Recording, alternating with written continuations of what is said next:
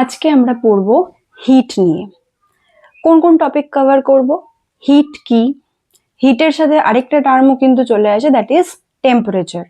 আচ্ছা, heat transfer কি, তার প্রসেস কি কি হয়, আর তার সাথে কিছু কিছু এক্সাম্পলস। তো প্রথমেই শুরু করছি হিট দিয়ে। What is hit? হিট হচ্ছে একটা ফর্ম অফ এনার্জি। আমরা জানি কি যে এনার্জি না তো নতুন করে তৈরি হয়, না তো ওটা ডিস্ট্রয়েড হয়। ও কিন্তু সবসময় এনার্জি, এটা কিন্তু সবসময় তার ফর্মটাকে একটা ফর্ম থেকে আরেকটা ফর্মে চেঞ্জ করে। হিট হচ্ছে এইরকমই একটা ফর্ম অফ এনার্জি, যেটা অন্য কোনো ফর্ম থেকে তৈরি হচ্ছে।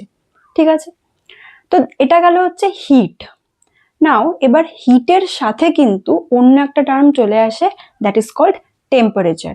তাহলে আমরা প্রথমেই দেখে নিলাম কি ফর্ম অফ এনার্জি হচ্ছে এই হিটটা। এবার সেকেন্ড পয়েন্ট আসছি, বাট তার আগে দেখে নি কি টেম্পারেচার। টেম্পারেচার হচ্ছে হিটের জন্য, হিট যদি দেওয়া হয় কোনো একটা অবজেক্টকে, তাহলে সেটা আস্তে আস্তে গরম হতে থাকে। এই যে গরম হচ্ছে আমরা বুঝতে পারছি, বা হিটটা এক্সট্রাক্ট করে বা কোন একটা অবজেক্ট হিট রিলিজ করে দিল, সেই অবজেক্টটা নিজে আস্তে আস্তে ঠান্ডা হচ্ছে, এটাও আমরা বুঝতে পারছি যে ও ঠান্ডা হয়ে গেল। এই গরম হলো না ঠান্ডা হলো, এটা মেজার করাটাই হচ্ছে তার টেম্পারেচার, বা এটার মেজারমেন্টটাই হচ্ছে তার টেম্পারেচার। জেনারেলি আমরা কিন্তু টেম্পারেচারটাকেই মেজার করে থাকি। হিটও অবভিয়াসলি মেজার করা যায়, বাট আমরা আমাদের যে দৈনন্দিন কাজ রয়েছে, হাউস হোল্ড ওয়ার্ক রয়েছে, সেখানে কিন্তু আমরা টেম্পারেচারটাকেই মেনলি মেজার করে থাকি। আর একটু যদি এক্সাম্পল দিয়ে বলি, তুমি খাবার খাচ্ছ এবং ওয়েট গেইন হচ্ছে, রাইট? তো খাবারটা, এটাকে যদি আমরা হিটের সাথে কম্পেয়ার করি, যে খাবারটা হচ্ছে হিট, তাহলে ওই হিটটা দেওয়ার ফলে বা ওই খাবারটা খাওয়ার ফলে তোমার বডির ওয়েট গেইন হচ্ছে, তাহলে তুমি যে রেজাল্টটা দেখতে পাচ্ছ, দ্যাট ইজ কল্ড টেম্পারেচার। তাহলে হিটটা দেওয়ার জন্য টেম্পারেচার ইনক্রিজড হলো, হিটটা এক্সট্রাক্ট করে নিল বা রিলিজ করে দিল অবজেক্টটা, ওর টেম্পারেচারটা ডিক্রিজড হলো। তো এইভাবে কিন্তু আমরা জিনিস দুটোকে বুঝতে পারি। এরপরে আসছি সেকেন্ড পয়েন্ট, যেখানে বলা হয়েছে ফ্রম হায়ার টু লোয়ার। মানে কি, হিট কিন্তু সেটা কোনো অবজেক্টের যে গরম, বেশি গরম যে পার্টটা, মানে ওর টেম্পারেচার যেখানে বেশি, হায়ার টেম্পারেচার, সেখান থেকে লোয়ার টেম্পারেচারের দিকে ও যাবে। কিরকম? তুমি ধরো একটা মেটালিক রড নিয়েছো, আয়রন রড হতে পারে বা যে কোনো মেটালিক রড নিয়েছো, ঠিক আছে? এবার ওটাকে তুমি গরম করছো, কোন এন্ডটা আগে গরম হবে? যেটা তোমার হাতের সাথে লেগে রয়েছে সেই পার্টটা, নাকি যেই এন্ডটা, ওই মেটালিক রডের যেই এন্ডটা ওই ফায়ারের সাথে বা আগুনের কন্ট্যাক্টে রয়েছে? অবভিয়াসলি তুমি বলবে কি যেই পার্টটা আগুনের কন্ট্যাক্টে রয়েছে সেই পার্টটা আগে গরম হবে। ঠিক, তার মানে ওখানে টেম্পারেচারটা আস্তে আস্তে আস্তে আস্তে বাড়ছে। এবার প্রথমেই কি তোমার হাতে ওই গরমটা, যেটা যে গরম হয়ে গেছে মেটালিক রডটা, প্রথমেই তুমি বুঝতে পারবে না। আগে যেই এন্ডটা, মেটালিক রডের যেই এন্ডটা আগুনের কন্ট্যাক্টে রয়েছে, সেটা গরম হবে। ও আস্তে আস্তে আস্তে আস্তে হিটটাকে ট্রান্সফার করবে। তারপরে যতক্ষণ না তোমার হাতে যেই এন্ডটা রয়েছে মেটালিক রডের ওই পর্যন্ত হিটটা আসছে, ততক্ষণ কিন্তু তুমি বুঝতে পারবে না মেটালিক রডটা যে গরম হয়েছে।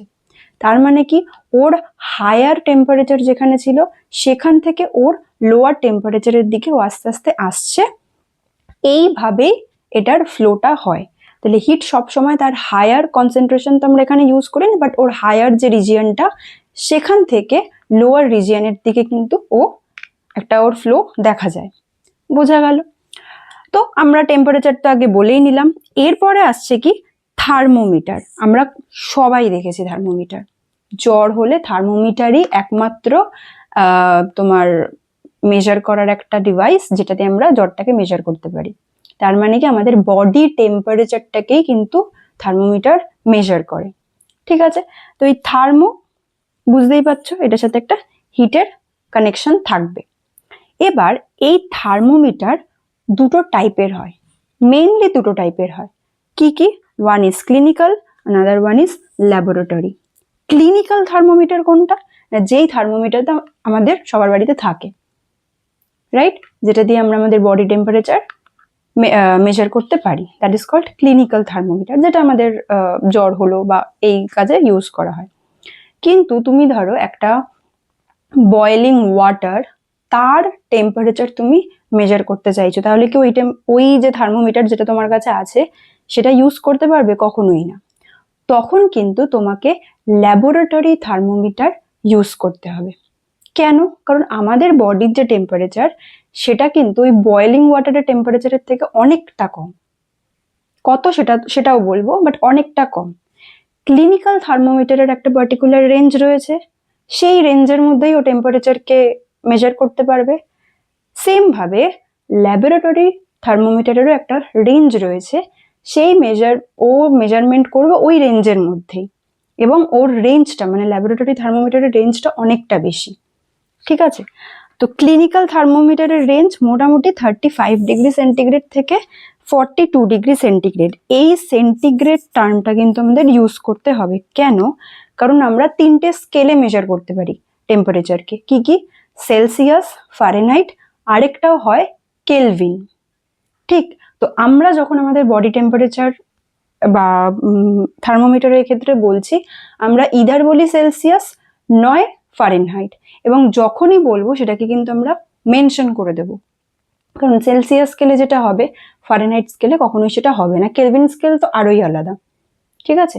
তো আমরা সেলসিয়াসটাকে এখানে অবশ্যই মেনশন করব, যেটাকে আমরা ডিগ্রি সেলসিয়াস বলি, অথবা ডিগ্রি সেলসিয়াস অথবা ডিগ্রি ফারেনহাইট। এবার কোনটা কখন ইউজ করছে সেটা আমাদের মেনশন করতে হবে, এবং এই ডিগ্রিটা কিন্তু অবশ্যই দিতে হবে, ইউজ করতে হবে। তো ক্লিনিক্যাল থার্মোমিটার যেটা, তার সেলসিয়াস স্কেলে হচ্ছে মেজারমেন্ট 35°C থেকে 42°C। আমাদের বডি টেম্পারেচার মোটামুটি, যদি সুস্থ স্বাভাবিক সবার হেলথ কন্ডিশন ঠিকঠাক থাকে, 37°C হয়, যেটাকে ফারেনহাইট স্কেলে বললে 98.6° ফারেনহাইট। ঠিক আছে? তো আমাদের রেঞ্জটা নিশ্চয়ই এর মধ্যেই পড়ছে, তাই জন্য আমাদের বডি টেম্পারেচার মেজার করতে গেলে আমরা এই স্কেলটাকেই ইউজ করতে পারি। কিন্তু বয়েলিং ওয়াটার, বয়েলড হচ্ছে 100°C, তো অনেকটা বেশি, ওর রেঞ্জের অনেকটা বাইরে, ও কিন্তু নষ্ট হয়ে যাবে, থার্মোমিটারটা ভেঙে যাবে। মার্কারি, যেটা থার্মোমিটারের মেন পার্ট, মার্কারিটা দিয়েই আমরা কিন্তু একটা থার্মোমিটার ইউজ করি, ওই মার্কারিটার কারণে ওটা কিন্তু ভেঙে যাবে এবং ওটা নষ্ট হয়ে যাবে, থার্মোমিটারটা ভেঙে ওটা বাইরে চলে আসবে, তো ওটার কোনো কাজ নেই এই ক্ষেত্রে।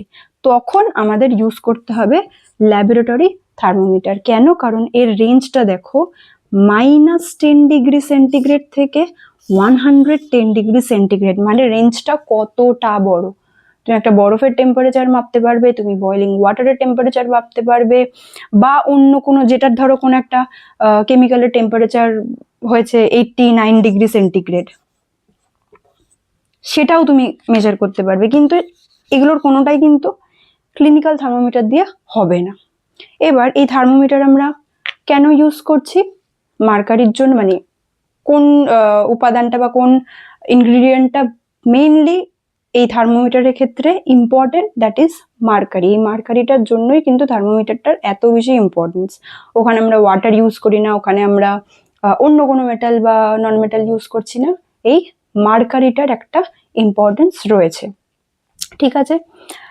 তো এই গেল হচ্ছে দুটো থার্মোমিটারের পার্ট। এবং আমরা যখন থার্মোমিটার ইউজ করব, আমাদের কিছু কিছু জিনিস মাথায় রাখতে হবে। কি কি না, থার্মোমিটারটা যখন ইউজ একজন করে নেবে, ক্লিনিক্যাল থার্মোমিটারের কথা বলছি, একজন ইউজ করে নেবে, আমাদের খেয়াল রাখতে হবে যাতে ওটা কিছুটা ক্লিন করে রাখি, বা আমরা নিজেরা যখন আবার ফার্দার ইউজ করছি ওটা যেন একটু ক্লিন থাকে। আচ্ছা, যখন আমরা ফার্দার একবার ইউজ করার পরে ফার্দার আবার ওটাকে ইউজ করব, তার আগে অবশ্যই যেন ওই মার্কারির যে লাইনটা উপরে উঠে যায় গরম হলে, সেটা যেন 35°C নিচে নামে, নিচে থাকে। তারপরে আমি বডির মধ্যে ওটা প্লেস করলাম, তারপরে ওটা আবার আস্তে আস্তে আস্তে আস্তে ইনক্রিজড হচ্ছে, কিন্তু আগেই ইনক্রিজড থাকলো ওটা কিন্তু ঠিকঠাক রিডিং একেবারেই দেবে না। আচ্ছা, তারপর কেয়ারফুলি হ্যান্ডেল করতে হবে, খুব হিট জায়গায় ওটাকে রাখা যাবে না, আগুনের পাশে বা সানলাইটে, ডিরেক্ট সানলাইটে আমি অনেকদিন ধরে রেখে দিলাম, এগুলো করাটা ঠিক না।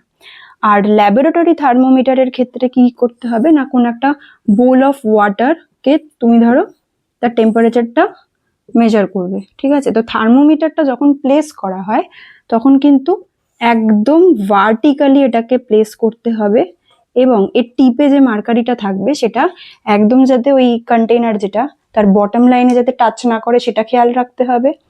কিছুটা উপরে থাকবে, কিন্তু যেই অবজেক্টের আমি টেম্পারেচারটা মেজার করছি তার মধ্যে এই পার্টটা কিন্তু পুরোটা ইমার্জড থাকতে হবে, এবং এটাকে ভার্টিক্যালি প্লেস করতে হবে, মানে আমি এরকম স্ল্যান্টিং ভাবে প্লেস করতে পারবো না।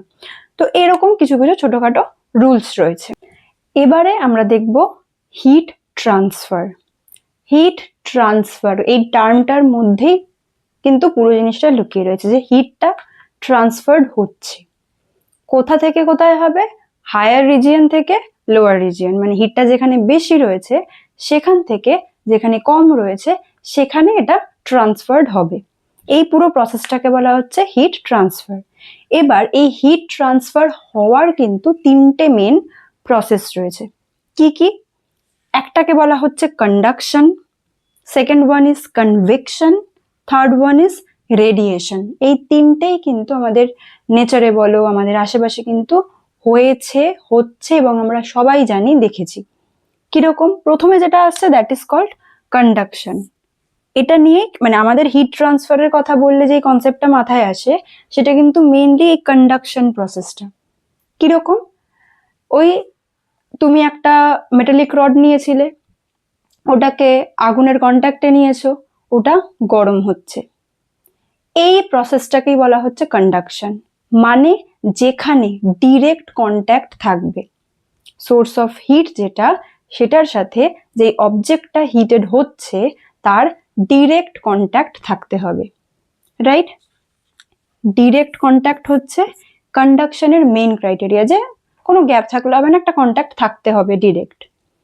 সেকেন্ড, এটা আমরা মেইনলি দেখতে পাই কিন্তু সলিডের মধ্যে, কারণ লিকুইড আর গ্যাসে কিছুটা অন্যরকম ফেনোমেনন দেখা যায়, যেটা আমরা আসছি পরে। এখানে জিনিসটা কি হচ্ছে, সলিডের ক্ষেত্রে আমরা জানি যে পার্টিকলস গুলো কিন্তু খুব ক্লোজলি প্যাকড থাকে।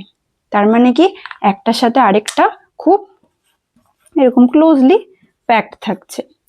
যখনই একটা, আমি যদি আরেকটু বড় করে আঁকি জিনিসটা, এরকম যদি হয় যে 1 2 3 4 5, তো মোটামুটি অনেকটাই ক্লোজলি প্যাকড রয়েছে। এবার আমি যদি একটা পয়েন্টে হিট দেই, ওই মেটালিক রডের একটা এন্ডে যদি আমি এটাকে হিট দেই, এই যে পার্টিকেলটা এটা আস্তে আস্তে আস্তে আস্তে গরম হচ্ছে, হিট ওর মধ্যে আসছে, ও কিন্তু ভাইব্রেট করা স্টার্ট করবে, ভাইব্রেশন শুরু হবে ওর মধ্যে।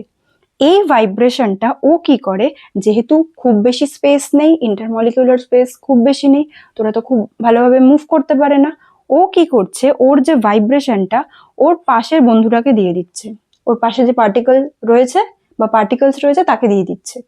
সেম ভাবে ওই ভাইব্রেশনটা বা ওই হিটটা এবার পরের পার্টিকেলের মধ্যে চলে গেছে। সেম ভাবে আবার এই নেক্সট যে পার্টিকেলটা ছিল ও আবার তার পাশের জনকে দিচ্ছে, ও আবার তার পাশের জনকে দিচ্ছে। এইভাবে কিন্তু পার্টিকলস গুলো আস্তে আস্তে গরম হচ্ছে, এবং ultimately after a certain point of time আমরা দেখতে পাই এই এন্ডটাও গরম হয়ে যাচ্ছে। তার মানে কি দেখলাম, এখানে একটা ডিরেক্ট কন্ট্যাক্ট ছিল হিটের সাথে এই পুরো অবজেক্টটার। যখনই হিট পেলো তখন ওর মধ্যে যে পার্টিকলস, যেই এন্ডে হিটটা দেওয়া হচ্ছে, সেই পার্টিকলস গুলো ভাইব্রেট করা স্টার্ট করছে, এবং এই ভাইব্রেশনের জন্য ওর মধ্যে যে হিটটা ও পেয়েছে সেটাও পাশের পার্টিকেলকে কিছুটা দিয়ে দিচ্ছে, সে তার পাশের পার্টিকেলকে দিচ্ছে। এইভাবে জিনিসটা কনভেড হচ্ছে, হিটটা ট্রান্সফার হচ্ছে from one end to the other end. এই প্রসেসটাকেই বলা হচ্ছে কিন্তু কন্ডাকশন, কন্ডাক্ট করছে। তাহলে ভাইব্রেশনস অফ পার্টিকলস এখানে দেখা যাবে। এবার তাহলে কি সব অবজেক্ট বা সব সাবস্টেন্স আমাদের আশেপাশে যারা রয়েছে সবাই এই প্রসেসটা ফলো করতে পারে? না, সলিড করে মেইনলি, এবং সলিডের মধ্যেও কিছু কিছু অবজেক্টই করতে পারে, সবাই করতে পারে না। কিরকম? তাদেরকে আমরা দুটো ক্যাটাগরিতে ডিভাইড করি। ওয়ান ইজ মেইনলি দুটো ক্যাটাগরি, কারণ এটা বাদ দিয়েও সেমিকন্ডাক্টর এসবও থাকে, বাট আমরা মেইনলি করি conductor and semiconductor and insulator. But semiconductor আমাদের অত লাগে না, মানে এই ক্লাস আমাদের অত লাগবে না, বাট আমরা কন্ডাক্টর আর ইনসুলেটর নিয়ে পড়বো। কন্ডাক্টর তার মানে কি? খুব ইজি, যে কন্ডাক্ট করতে পারছে, এই হিটটাকে ট্রান্সফার করা, এই প্রসেসটাকে যে কন্ডাক্ট করতে পারছে সেই কন্ডাক্টর হবে। আর ইনসুলেটর হচ্ছে যারা এটাকে পারছে না করতে, তারাই হচ্ছে ইনসুলেটর, ইনসুলেট করে দিচ্ছে। তাহলে কন্ডাক্টরের এক্সাম্পল যদি তোমাকে জিজ্ঞেস করে, যে কোনো মেটালস, এক্সেপশন থাকে বাট আমরা বলবো যে কোনো মেটালস, আয়রন হতে পারে, কপার হতে পারে, any kind of metals, they are in conductor category. আর ইনসুলেটরের মধ্যে কি কি পড়বে? উড হতে পারে, আচ্ছা প্লাস্টিক হতে পারে, আচ্ছা তো এই ধরনের যে জিনিসগুলো তারা কিন্তু পড়ছে ইনসুলেটরের মধ্যে। কেন? কারণ তারা হিটটাকে কন্ডাক্ট করতে পারছে না। তো এই পুরো প্রসেসটা গেলে হচ্ছে কন্ডাকশনের মধ্যে। এক্সাম্পলও বলে দিলাম, যে কোনো মেটালিক রড বা মেটালিক কোনো সাবস্টেন্স, আমরা কিচেনে গেলে আমরা কিন্তু সবাই এটা দেখেছি, আমাদের মায়েদের ক্ষেত্রে হোক বা আমরাও প্রসেসটা যদি ফলো করি দেখতেই পাবো।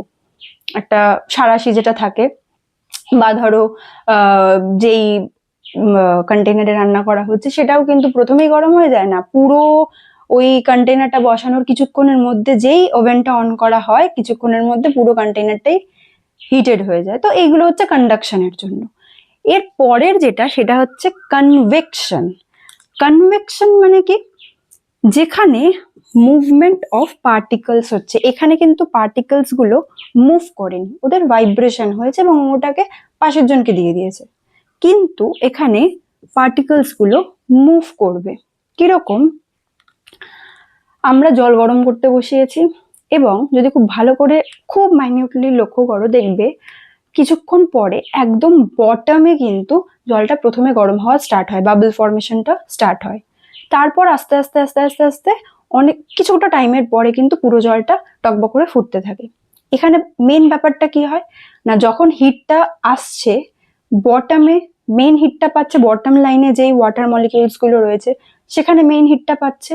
ওই ওয়াটার মলিকিউলস গুলো যখন গরম হয়ে যায়, ওরা আস্তে আস্তে আস্তে আস্তে উপরের দিকে উঠতে থাকে। ঠিক?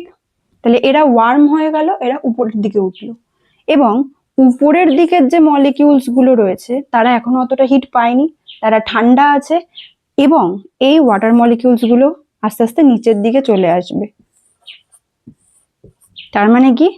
যারা বটমে রয়েছে তারা গরম হচ্ছে, তারা আস্তে আস্তে উপরের দিকে উঠছে, এবং যারা উপরের দিকে ছিল তারা তখনও অতটা হিট পায়নি, ঠান্ডা আছে, তারা আস্তে আস্তে নিচের দিকে নামছে। তাহলে একটা আপওয়ার্ডস একটা ডাউনওয়ার্ডস, একটা আপওয়ার্ডস একটা ডাউনওয়ার্ডস, এই মুভমেন্টটা হতে থাকে।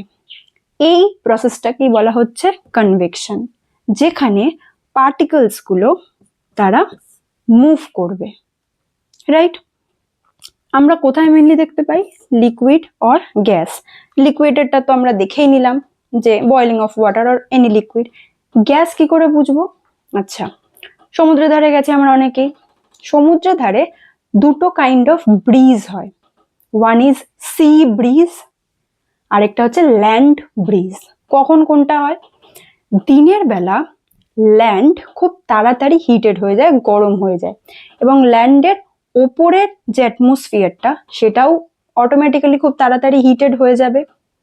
কম্পারেটিভলি সি বা ওশিয়ান, তার যে জলটা, সে তার উপরে যে অ্যাটমসফিয়ারটা থাকছে সেটা কম্পারেটিভলি আস্তে আস্তে গরম হয়।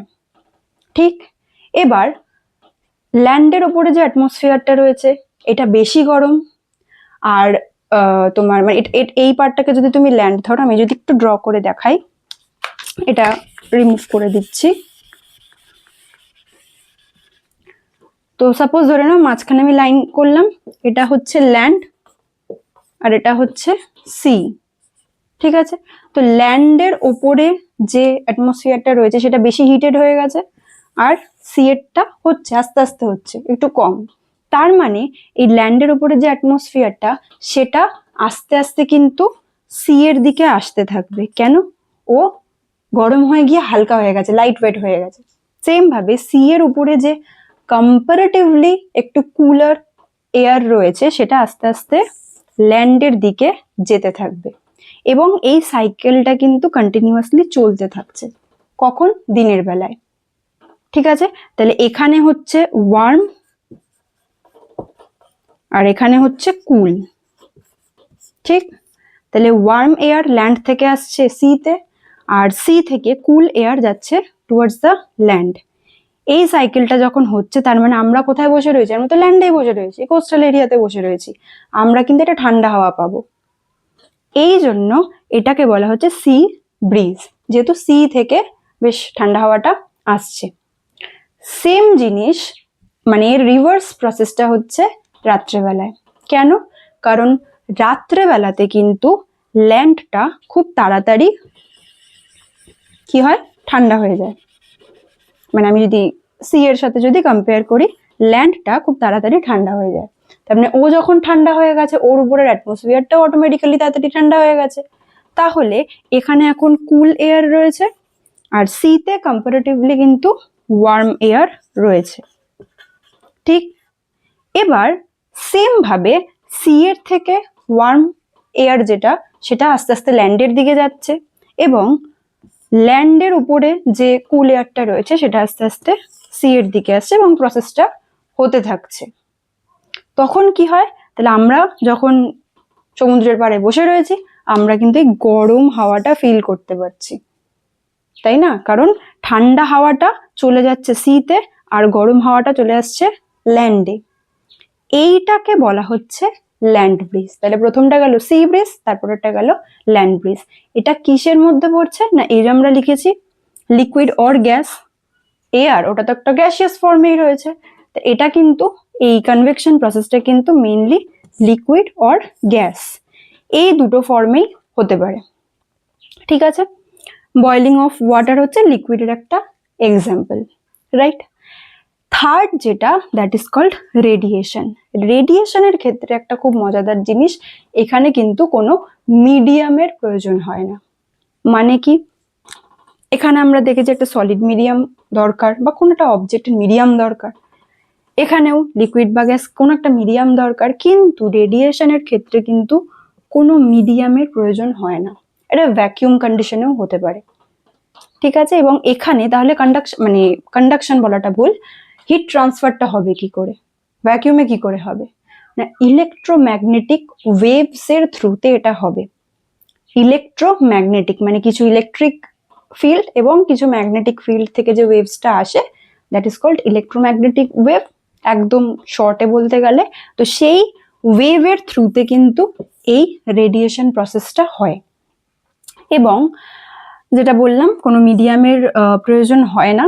তাহলে এক্সাম্পলের জন্য আমরা কি বলতে পারি, সান ওইখান থেকে অত মিলিয়নস অফ মাইলস দূরে রয়েছে, সেখান থেকে হিট দিচ্ছে এবং আমরা ঘেমে যাচ্ছি, স্কিন পুরো পুড়ে যাচ্ছে। কেন? কারণ এই যে প্রসেসটা সান আমাদেরকে হিট দিচ্ছে, এটা কিন্তু রেডিয়েশনের থ্রুতে হচ্ছে, না তো কন্ডাকশন না তো কনভেকশন। অ্যাটমসফিয়ার রয়েছে, খুব ভালো কথা, কিন্তু অ্যাটমসফিয়ারও কিন্তু একটা সার্টেন পয়েন্ট অফ মানে জায়গার পরে কিন্তু ওটাও থাকছে না আর, মানে সান আর আর্থের মাঝখানে যদি বলে একটা ভ্যাকিউম স্পেস রয়েছে, সেখান দিয়েও তো হিটটা ক্রস করে আসছে। এই প্রসেসটা কিন্তু রেডিয়েশনের থ্রুতেই হচ্ছে। ঠিক, এছাড়া মাইক্রোওয়েভ ওভেন যেটা, সেখানেও এই রেডিয়েশন প্রসেসের থ্রুতেই খাবারটা গরম হয়। আরেকটা যেটা, দ্যাট ইজ রুম হিটার, যেগুলোতে ফ্যান থাকে না, ঠিক আছে, রুম হিটারের ক্ষেত্রেও কিন্তু রেডিয়েশন প্রসেসের থ্রুতেই এই মানে আমরা বসলাম সামনে একটা গরম ভাব আছে, বা তুমি রুম হিটার না বলে বলতে পারো ক্যাম্প ফায়ার হচ্ছে, বনফায়ার হচ্ছে, ওই জিনিসটা জ্বলছে কিন্তু আমাদের সাথে তো ডিরেক্ট কন্ট্যাক্ট নেই, আমরা কিছুটা দূরে বসে রয়েছি, ওটাও কিন্তু রেডিয়েশনের থ্রুতেই ওই হিটটা আমাদের মধ্যে চলে আসছে এবং আমাদের একটা গরম গরম বেশ ভালো লাগছে শীতকালে, গরমের দিনে না। তো এইটা গেল হচ্ছে হিট ট্রান্সফারের মেন ব্যাপার, যে হিট ট্রান্সফার কি করে হয় এবং কার সাথে কিভাবে হয়, কোন স্টেটে কিভাবে হয়। আচ্ছা, কোনো ম্যাটার যদি মাঝখানে না থাকে, মিডিয়াম না থাকে, তাহলে কি হবে? তো এই পুরো ব্যাপারটা হচ্ছে তোমার হিট ট্রান্সফারের মধ্যে পড়ছে। এর সাথে আরেকটা খুব আমাদের পরিচিত একটা এক্সাম্পল আসে, যে গরমকালে আমরা কটন ফাইবারের জামা কাপড় পরছি আর শীতকালে উলেনের পরছি। কেন পরছি? কারণ এর জন্য আমাদের জানতে হবে এয়ার এটা কিন্তু পুয়ার কন্ডাক্টর অফ হিট, যেমন জল এটাও কিন্তু poor conductor of heat. Conduct কারা ভালো করে করতে পারে না, যাদের মধ্যে ফ্রি ইলেকট্রনস বা ফ্রি পার্টিকলস এগুলো বেশি থাকছে বা থাকছে, যারা হিটটাকে এক জায়গা থেকে আরেকজনের কাছে নিয়ে যাবে। কিন্তু এই ওয়াটার বলো, পিওর ওয়াটার বা এয়ার, এদের মধ্যে ফ্রি পার্টিকলস সেরকম থাকে না, আর এয়ারের মধ্যে পার্টিকলস গুলো খুব দূরে দূরে থাকে। ঠিক আছে, তো ওই জন্য মানে তুমি ধরো এখানে রয়েছো, আরেকটা বন্ধু 10 হাত দূরে রয়েছে, তো জিনিসটা তো মানে তুমি যদি একটা বল থ্রো করো তাহলেই তার কাছে যাবে, ওটা মিসও হয়ে যেতে পারে। তো কিন্তু তোমার বন্ধু যদি তোমার থেকে 1 হাত দূরে থাকে, তুমি ওটাকে হ্যান্ড টু হ্যান্ড দিয়ে দিতে পারবে। তো এয়ারের ক্ষেত্রে এই জিনিসটা যেহেতু অনেক দূরে দূরে থাকে, তাই জন্য কিন্তু ওরা ঠিকভাবে হিটটাকে ট্রান্সফার করতে পারেই না। জলের ক্ষেত্রে ফ্রি ইলেকট্রনস বা ফ্রি পার্টিকেলস যেহেতু থাকছে না, সাব পার্টিকেলস থাকছে না, তাই জন্য এটাও হিট ট্রান্সফার করতে পারে না, পিওর ওয়াটার। এবার শীতকালে আমরা কি করি, উলেন ফাইবারের জামা পরি। উলেন ফাইবারের জামা আমরা নিশ্চয়ই দেখেছি, মাঝখানে কিন্তু একটু একটু একটু হোলস থাকে, একদম ছোট ছোট পোর্স বা হোলস থাকে। এবার এই হোলস গুলো নিশ্চয়ই ফাঁকা থাকবে না, কিছুটা এয়ার নিশ্চয়ই ওর মধ্যে থাকবে, ভ্যাকিউম তো থাকবে না, এয়ার নিশ্চয়ই থাকবে। এই এয়ারটা কিন্তু আমাদের হেল্প করছে কিভাবে, উলেন ফাইবারের যে মেটেরিয়ালটা সেটা along with this air which is present in between the holes, এরা কিন্তু আমাদের বডির যে হিট সেটাকে বাইরে টু দ্য সারাউন্ডিং বেরিয়ে যেতে প্রিভেন্ট করছে। মানে আমার বডি থেকে একটা হিট জেনারেটেড হয়ে বাইরে বেরিয়ে যাবে, কিন্তু উলেন ফাইবারের জামাটা আমি যখন পরেছি, উলেন জামাটা যখন আমি পরেছি, সেটা কিন্তু ওকে বডির বাইরে বেরিয়ে যেতে প্রিভেন্ট করছে, যার জন্য ওই হিটটা আমার আশেপাশে, আমার বডির আশেপাশেই থাকতে আমার একটা গরম গরম ফিল হচ্ছে, আরাম লাগছে শীতকালে। এবার গরমকালে নিশ্চয়ই এই জিনিসটা হলে হবে না, গরমকালে আমাদের উল্টো প্রসেসটা হওয়া দরকার, যাতে হিটটা ভালোভাবে বেরিয়ে যেতে পারে। তখন আমরা ইউজ করি কি, কটন ফাইবারের জামা। প্রথম কথা, কটন হচ্ছে খুব ভালো হিটটাকে বা সোয়েট যেটা সেটাকে কিন্তু অ্যাবজর্ব করে নিতে পারে, তো সোয়েট অ্যাবজর্ব করে নিল, খুব ভালো কথা।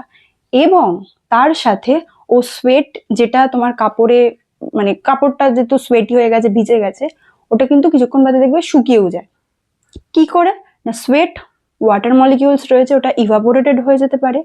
যখনও ইভাপোরেটেড হচ্ছে, বডির থেকে, আমাদের বডির থেকেই ও হিটটাকে নিয়ে ইভাপোরেটেড হচ্ছে, কারণ কোনো লিকুইডের ইভাপোরেশনের জন্য তো তার হিট দরকার। যেই সোয়েটের যে মলিকিউলস বা ওয়াটার মলিকিউলস যেগুলো জামাটার মধ্যে রয়েছে, কটন ফাইবারের মধ্যে লেগে রয়েছে, ওটা যখন ইভাপোরেটেড হবে, ওরও হিট দরকার। ওই হিটটা ও কিন্তু আমাদের বডির হিট থেকেই নিয়ে নিচ্ছে এবং ইভাপোরেটেড হয়ে যাচ্ছে। আমাদের বডি থেকে যদি হিটটা নিয়ে নেয়, তার মানে আমাদের বডির হিট কিছুটা বেরিয়ে যাচ্ছে, তখন কিন্তু আমাদের ঠান্ডা লাগে বা একটু একটু আরাম লাগে। এই কারণে গরমকালে আমরা কটন ফাইবারের জামা পরছি, শীতকালে আমরা পরছি উলেন এইসব জামা কাপড়। আর আরেকটা ব্যাপার হয় যে ডার্ক কালার, মানে অনেকেই বলে যে ডার্ক কালারের জামা কিন্তু একটু অ্যাভয়েড করতে ডিউরিং দ্য সানি ডেজ। কেন? কারণ ডার্ক কালার সেটা কিন্তু হিটটাকে খুব অ্যাবজর্ব করে নিতে পারে, বাট লাইট কালার, হোয়াইট বা অফ হোয়াইট, এই কালারগুলো খুব একটা হিটটাকে অ্যাবজর্ব করে রাখে না। তার জন্য যদি অ্যাবজর্ব করে রেখে দেয়, ওটা তো বেশি গরম ফিল হবেই। আর যদি কেউ অ্যাবজর্ব না করে, ওটা আস্তে আস্তে মানে কম্পারেটিভলি কম গরম লাগবে। তো এই কারণে বলা হয় যে ডার্ক কালার একটু অ্যাভয়েড করা ভালো। আর আমব্রেলার ব্যাপার যেটা, সেটা কিন্তু অনেকটাই রেডিয়েশনের মতন, যাতে হিটটা তোমার রেডিয়েট করে যেতে পারে এক জায়গায়, যাতে মাথার মধ্যে যাতে না পড়ে, ওটা যাতে প্রোটেকশনটা পায়। তো এইগুলো আমাদের খুব ডেইলি লাইফের সাথেই কিন্তু জড়িত, মানে আমরা হয়তো খুব ভালোভাবে মাইনিউটলি দেখি না বা দেখলেও অতটা বুঝতে পারি না, বাট এই 3টে প্রসেসের প্রত্যেকটার এক্সাম্পল কিন্তু আমাদের ডেইলি লাইফের মধ্যেই রয়েছে। ঠিক আছে, তো এই গেল হচ্ছে হিট সম্পর্কে আমাদের ক্লাস 7-এ যতটুকু যা রয়েছে তার একটা আলোচনা। Thank you.